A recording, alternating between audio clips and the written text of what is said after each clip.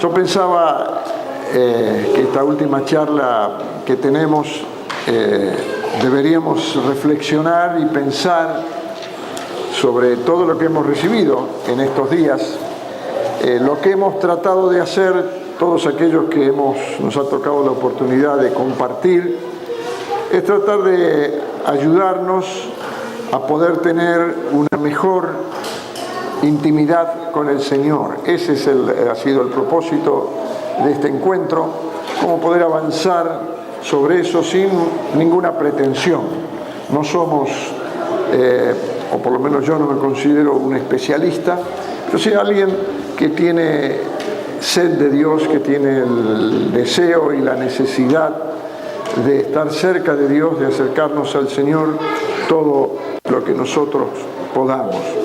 Hemos recorrido diferentes aspectos de esta intimidad, comenzando por los ejemplos que Orville nos trajo en la palabra y cómo cada una de esas personas demostró ciertas características que sirvieron para que esas personas llegaran a ser personas amigas, me animo a decir íntimas del Señor.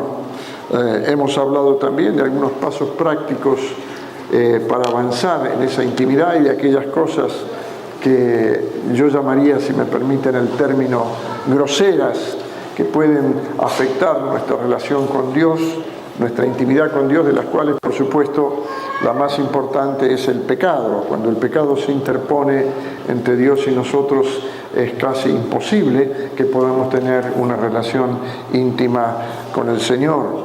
Y hemos dado algunas pautas acerca, algunos elementos nada más, que contribuyen para que nosotros podamos intentar acercarnos a Dios de una manera natural. La quietud, el silencio, esa búsqueda del Señor. Después Esteban nos ha compartido sobre la palabra, sobre la necesidad de acercarnos a la palabra, acercarme a la palabra para poder ganar esa intimidad. Y ayer a la noche también Juan Carlos nos ha compartido sobre lo que significa la intimidad de Dios en la adoración. Creo que con eso hemos tenido un panorama bastante completo acerca de este camino para lograr, para alcanzar de alguna manera, alguna forma de intimidad práctica con el Señor. Y hoy, al terminar esta charla, yo diría que yo pensaba, es como cuando nos toca invitar por primera vez a una persona con quien hemos avanzado en una relación y finalmente, por lo menos en nuestro país, muchas veces el punto culminante que inicia una relación más íntima es invitarlo a cenar. Por eso también Jesús dice, si yo estoy a la puerta y llamo, si alguno oye mi voz, yo entraré y cenaré con él y él conmigo. Así que esa comida, esa cena, tiene mucho valor. Yo pensaba que cuando tenemos una persona a quien agasajamos, a quien recibimos, preparamos una hermosa mesa, ¿no es cierto? Queremos que se sienta cómodo. Nuestras esposas preparan una rica comida, se preparan los platos, se pone todas las cosas ordenadamente. Es una de las pocas cosas que sé hacer, poner la mesa. Por eso cuando estamos en casa me gusta que no falte ninguna de las cosas que harían falta. Mesa sencilla, pero quiero que no falte nada. Y así esperamos y tratamos de tener esa cena con esa persona a quien tanto apreciamos y con quien queremos avanzar en una intimidad. Y eso es lo que nos pasa con el Señor. Y yo quisiera tener esa imagen. Nosotros queremos intimar con el Señor y preparamos una hermosa mesa y llega el invitado. Y como dijimos también a lo largo de toda esta charla, y Patricia recordaba también, el problema es que el invitado no es cualquier invitado. El invitado es alguien muy importante. Es alguien ante el cual nos sentimos un poco sobrecogidos, porque no somos igual a Él. Y como bien decía Patricia, el gran tema que tenemos allí es que esa persona que tenemos delante nuestro no es un igual, sino que conoce todo de nosotros. Y es complicado estar ante una persona que nos conoce todo. Cuando estamos con una persona como nosotros, como hacen los políticos o los diplomáticos, y a veces también los religiosos, están estudiando a ver a quién tienen delante, a ver qué pueden decir y qué no pueden decir, qué conviene y qué no conviene. Pero nosotros hemos invitado a esta cena íntima, a alguien que sabe todo. Todo.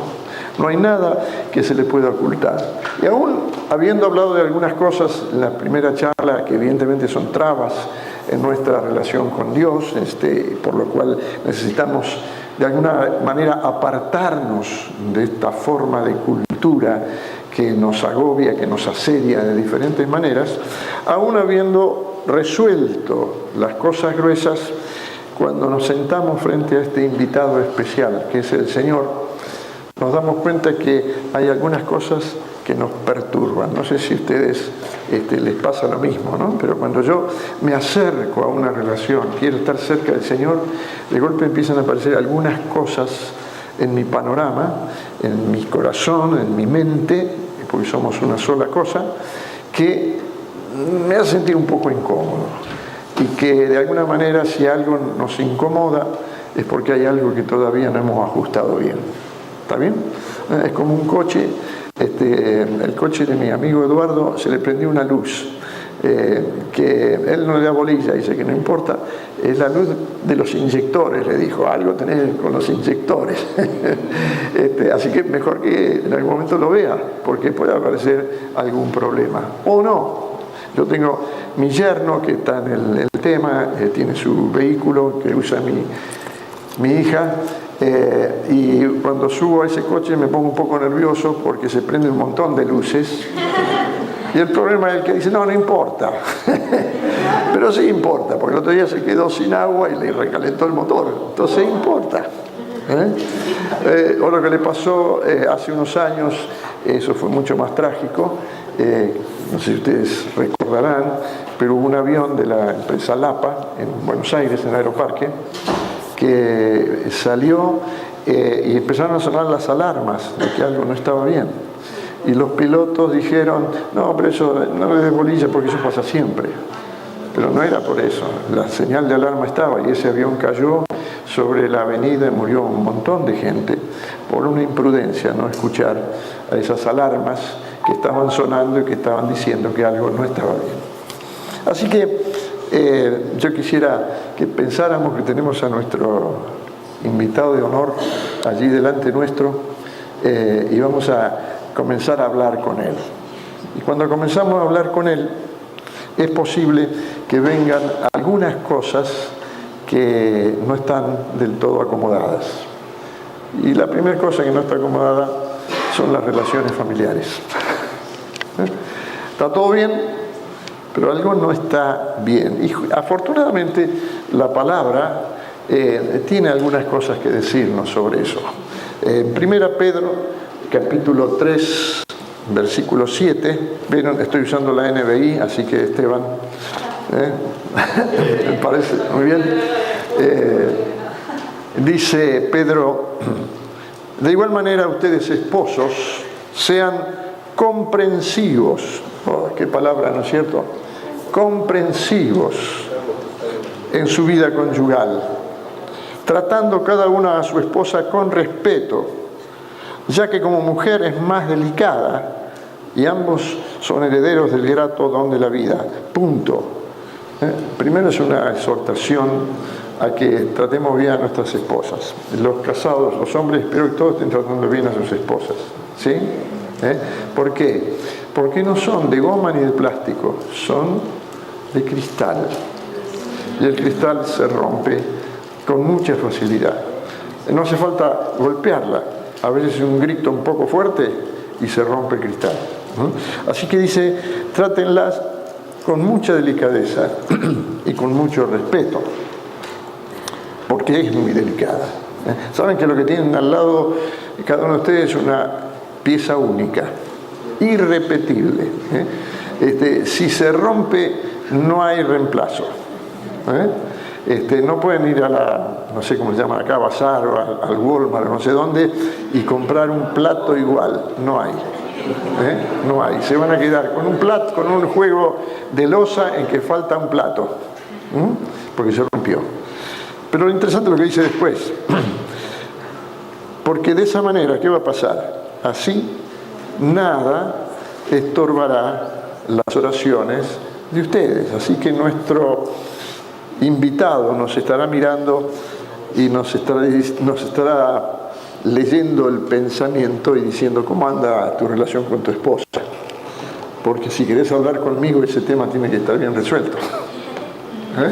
Así que a los varones les traigo una buena noticia. Si tienen algún lío con su señora, arréglenlo, porque si no, Dios no va a escuchar. O mejor dicho, van a sentir que ustedes están orando y va a estar diciéndole Dios, ¿y cómo andan las cosas con tu esposa? ¿Está resuelto? ¿La trataste mal? ¿No le pediste perdón? ¿No fuiste delicado? Porque no te escucho bien.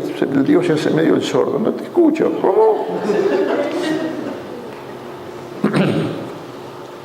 Efesios 6, capítulo 1 al 4, dice: hijos, obedezcan en el Señor a sus padres. Interesante otra vez, ¿por qué? Dice, porque esto es justo. Porque hay que obedecer a los padres. Acá casi no hay chicos y chicas que dependan de sus padres. Si hubiera alguno, si no, ustedes, creo que los padres seguramente le van a recordar este versículo a los hijos, pero tengan cuidado, porque hay un versículo para los padres también. Honra a tu padre, sigue diciendo este versículo, que es, y tu padre y tu madre, que es el primer mandamiento con promesa. ¿Para qué? Para que te vaya bien. Aún los que están aquí y tienen a sus padres, nosotros ya somos abuelos, y nos damos cuenta que ser padre no es lo mismo que ser abuelo. Y además nos damos cuenta que lamentablemente nuestros hijos a veces nos tratan o empiezan a tratarnos como si nosotros fuéramos hijos de ellos. ¿Por qué? Y porque le damos a veces pie para eso, porque a veces algunas cosas que hacemos ya no estamos haciendo las cosas con la debida prudencia. Y es bueno tener hijos que de tanto te marquen y te digan, papá, ¿no te parece que esto tendría que ser de otra manera? Nos dan con mucho respeto, por supuesto, pero nos dan la posibilidad de no meter la pata en algunas cosas. Yo me acuerdo, mi hija me decía varias veces que teníamos alguna situación en que teníamos alguna, no digo discusión, porque con mi hija, ustedes no la conocen, pero con mi hija no se discute, con mi hija no se puede discutir. No porque ella sea muy dura, sino porque si vos le decís que se equivocó en algo, se hizo algo mal, te dice, sí, papá, tenés razón. Y yo me quería enojar y no podía, ¿no? Porque ella, no tenés razón. Y a veces ahora le digo alguna cosa, están los chicos y a veces uno se mete un poquito más, a lo mejor de lo que debe, y le corrijo algo, y ella, yo espero que lo defienda y dice, no, tenés razón, papá. Y yo no puedo hacer nada. Yo quisiera alguna vez decir, no, se ponga a discutir. No discute. Así que pierdo siempre. Pierdo siempre. Pero ella me decía cuando era chica, cuando era una adolescente, a veces teníamos alguna discusión, después venía y me decía, papá, te trate mal, porque yo quiero vivir muchos años. La palabra dice, para que te vaya bien. Así que tengamos en cuenta siempre, los que todavía tienen la bendición de tener padres, que si quieren que les vaya bien, traten bien a los padres. No quiere decir que hagan todo lo que los padres digan. Sean buenos consejeros, pero respétenlos. Efesios 6, 1, 4 dice eso, y después en el versículo 4 dice otra cosa. Y ustedes, padres, ¿qué tienen que hacer? ¿O qué es lo que no tienen que hacer? No hagan enojar a sus hijos, sino críenlos según la disciplina e instrucción del Señor. ¿Saben? Los padres somos los que tenemos la mayor capacidad de irritar a los hijos. ¿Por qué? Porque le conocemos todo. Los conocemos. Y yo me acuerdo, en los que nos convertimos cuando en una familia que no era creyente, seguramente todos vivimos una experiencia similar. La experiencia fue que no nos creyeron nuestra conversión. Anda con tus hermanitos, ya vas a volver, ya vas... No. Y cuando después, con los años, no volvimos, tuvieron que admitir que realmente el Señor nos había cambiado. Pero si había algo que por lo menos a mí me ponía mal, era que mis padres, especialmente mi mamá, no creyera en los cambios, me irritaba.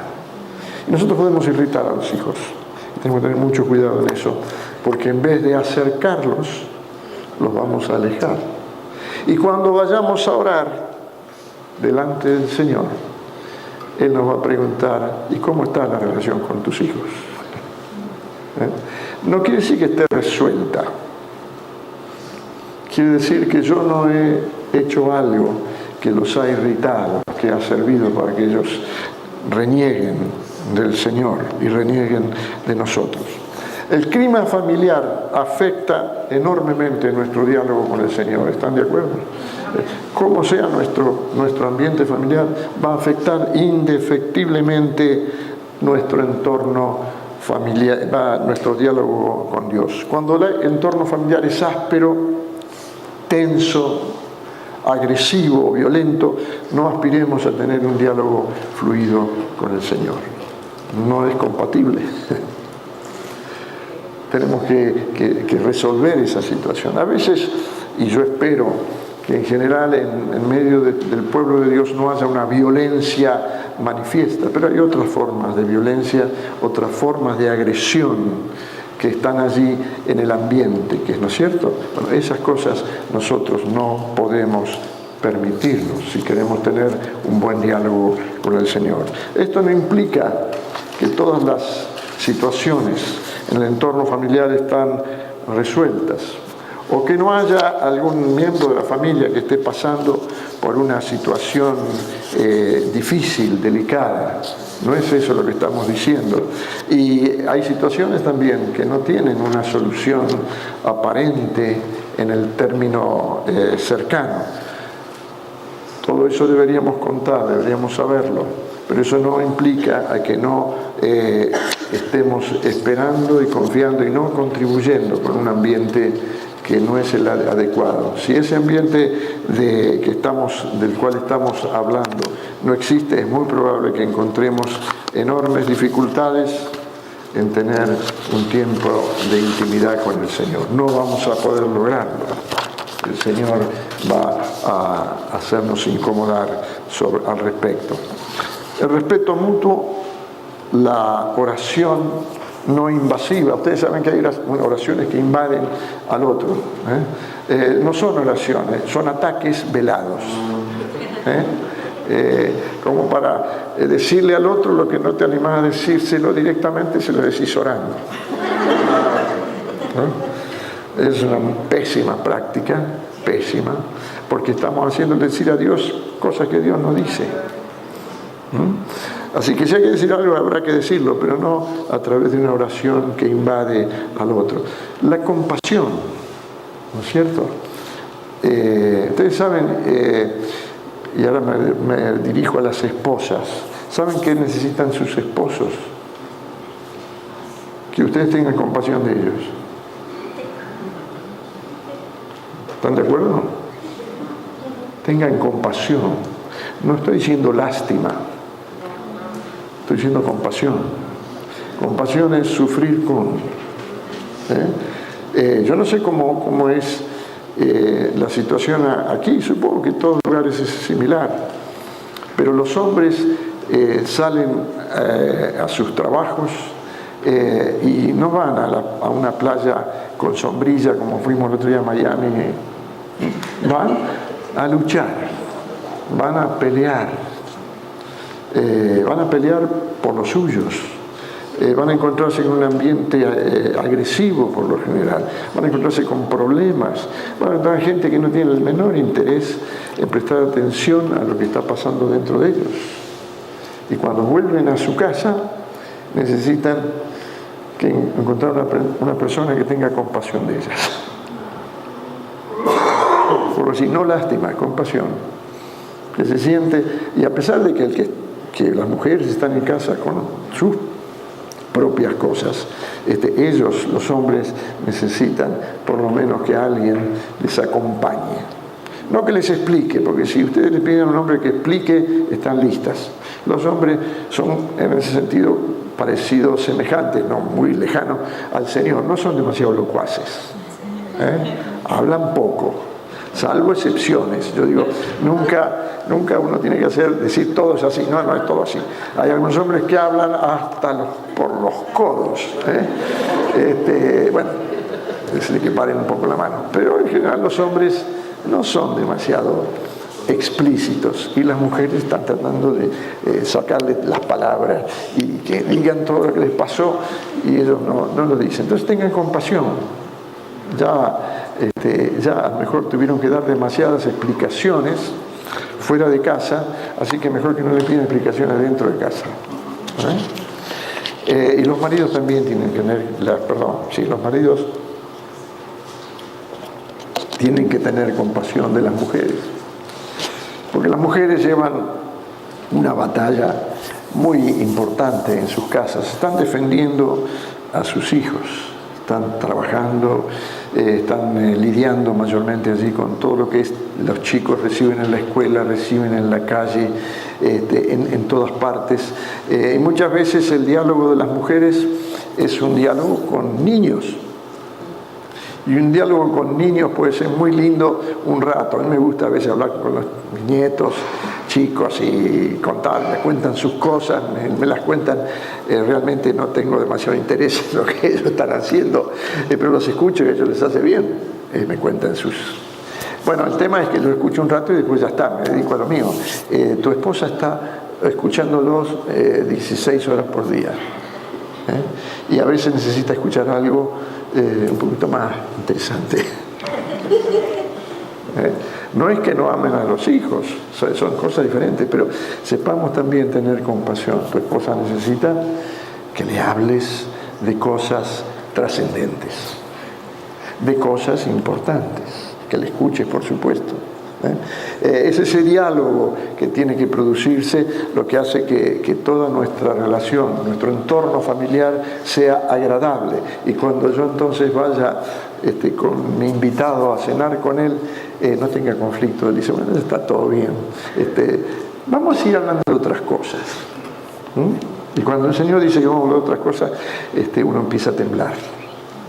Porque la siguiente cosa que el Señor nos va a hablar es de las relaciones fraternales.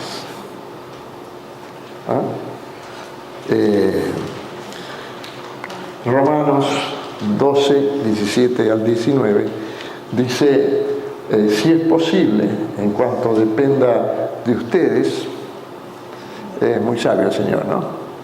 ¿Qué tenemos que hacer? Vivir en paz. ¿Con quiénes? Paremos, Señor.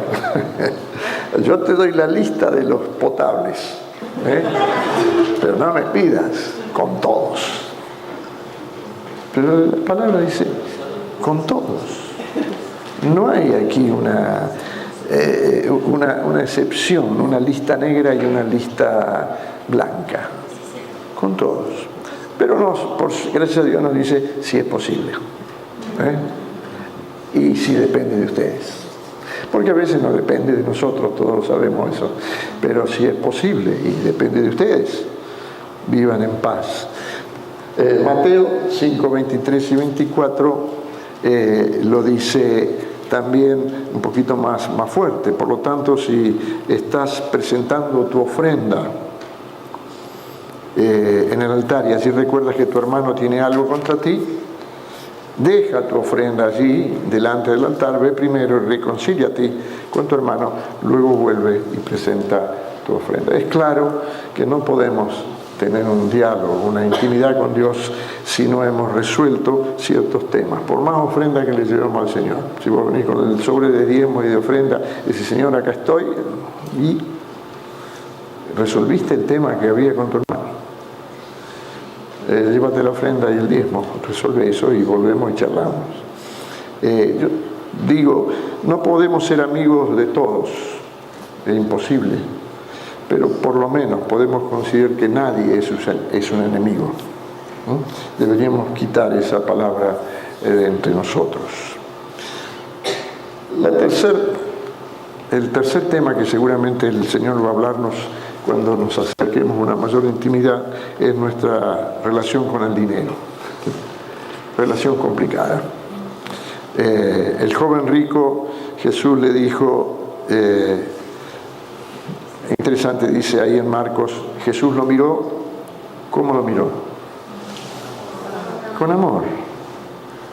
Jesús se encontró con alguien que parecía 10 puntos y lo miró con amor y añadió, una sola cosa te falta, anda, vende todo lo que tienes y dáselo a los pobres y tendrás tesoro en el cielo, luego ven y sígueme. Al oír esto el hombre se desanimó. ¿Sabe que cuando nos tocan el bolsillo nos desanimamos?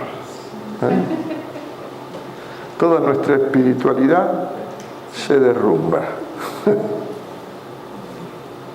Se desanimó y se fue triste porque tenía muchas riquezas. Si hubiera tenido poco, seguro que no se desanimaba, pero cuando tenía mucho, se desanimó. Jesús miró alrededor y les comentó, qué difícil es para los ricos entrar en el reino de Dios. Es un pasaje incómodo. Incómodo. Pero el problema con las riquezas es establecer los límites.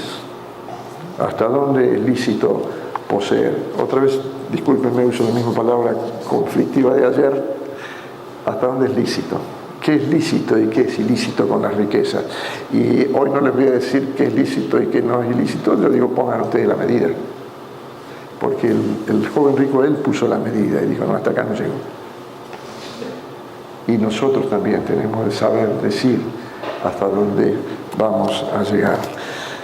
El último tema que quisiera mencionar, que es muy fuerte también en impedir nuestra intimidad con el Señor, es el individualismo.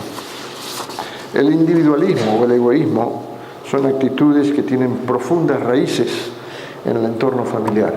¿Por qué nos volvimos individualistas? ¿Por qué somos individualistas? Revelan en muchos sentidos hasta qué punto en nuestra familia de origen, cuando hablo de familia de origen es el lugar donde nos criamos, familia de origen es allí donde nacimos, donde nos formamos, con carencias, con ausencias y presencias. En esa familia de origen seguramente el individualista, el que no tiene un problema con ser demasiado individualista, ha tenido carencia afectiva, ha tenido inseguridad, ha sido incapaz de asumir compromisos, ha faltado la disciplina y la cultura del trabajo, ha habido sobreprotección y se han generado complejos. Yo creo que todas las personas tenemos complejos de diferente tipo, no todos iguales, pero todos tenemos alguna forma de complejos que se van desarrollando o se van sanando a medida que crecemos.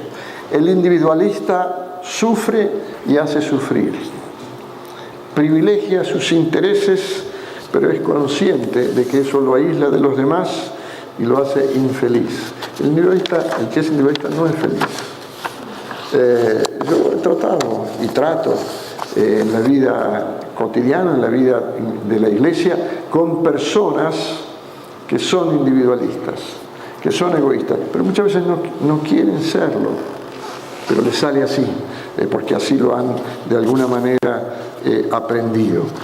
El individualismo hace difícil intimar con Dios, porque todo el diálogo del individualista se centra en sí mismo.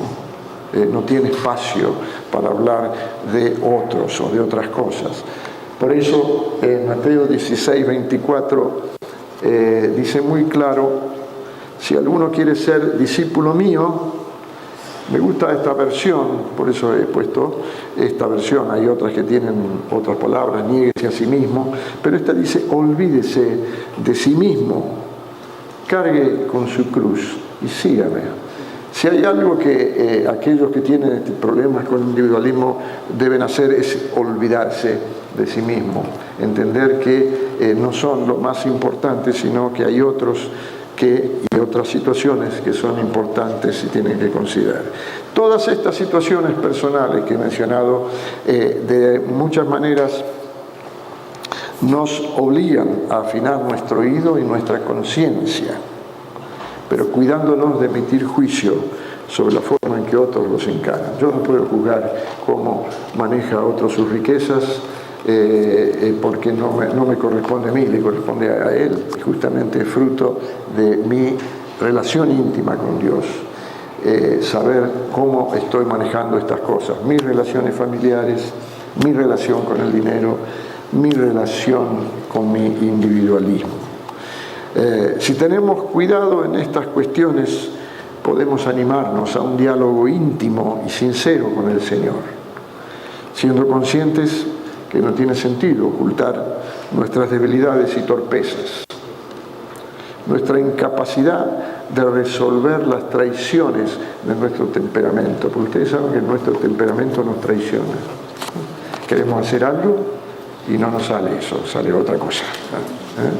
Y después no sabemos cómo resolver esto. Y también nos lleva a el poder entrar en esta intimidad con el Señor resolviendo estas cuestiones, nos lleva a aceptar las alteraciones que los años y las experiencias nos plantean. No tenemos, ya muchos de nosotros no somos jóvenes, somos gente grande. Cada uno de ustedes tiene diferente edad, algunos somos mayores que otros, pero los años y las experiencias nos dicen cosas a las cuales tenemos que prestar atención para que al llegar a ese diálogo con el Señor no sean un conflicto, no nos generen conflicto. No somos los de antes, Señor. Hemos vivido cosas, nos hemos equivocado. Algunas nos salieron bien, otras no nos salieron bien y otras no tenemos idea de cómo nos salieron. Pero aquí estamos, delante tuyo. Queremos hablar contigo, queremos no ocultarte nada, queremos ser honestos, necesitamos que nos ayudes. Tenemos sed. Señor, queremos seguir adelante. Alguien dijo que la diferencia entre un optimista y uno que tiene esperanza es que el optimista dice: sí, vas a conseguir esto, vas a lograr aquello, te va a salir bien. Y el que tiene esperanza dice: todo está en las manos de Dios. Yo quiero tener esperanza y no ser a veces tan optimista. ¿Sí? Así que concluyo acá con esto.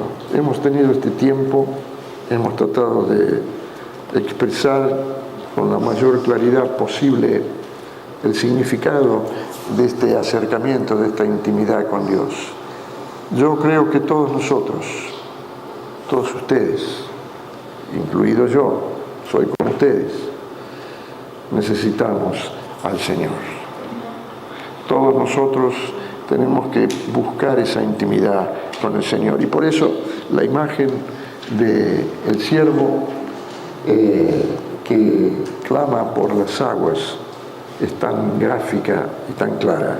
Cual siervo jadeante en busca del agua, así te busca, oh Dios, todo mi ser. Tengo sed de Dios, del Dios de la vida. ¿Cuándo podré presentarme ante Dios?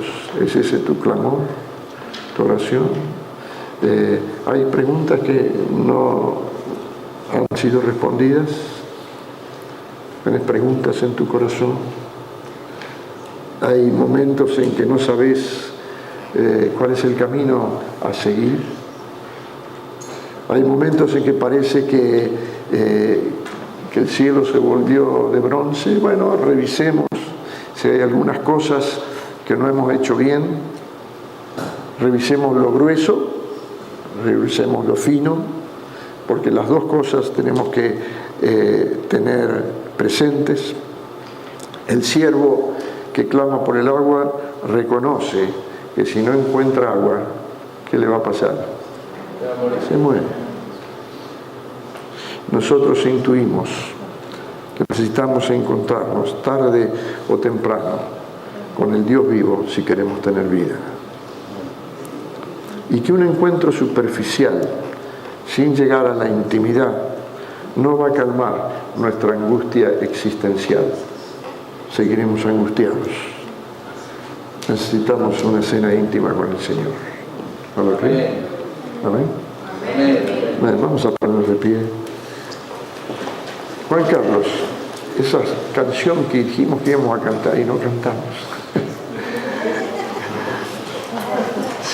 Como el siervo busca por las aguas, está, o estoy pidiendo algo difícil.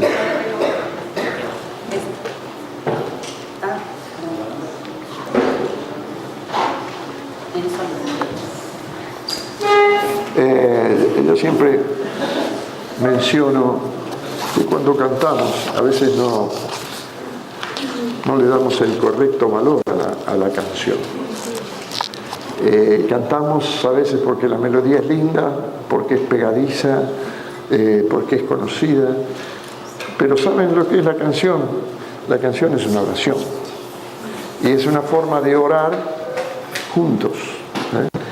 Unimos nuestras voces en una oración conjunta. Así que yo quisiera que cantáramos esta canción de esa manera y que se la cantáramos al Señor.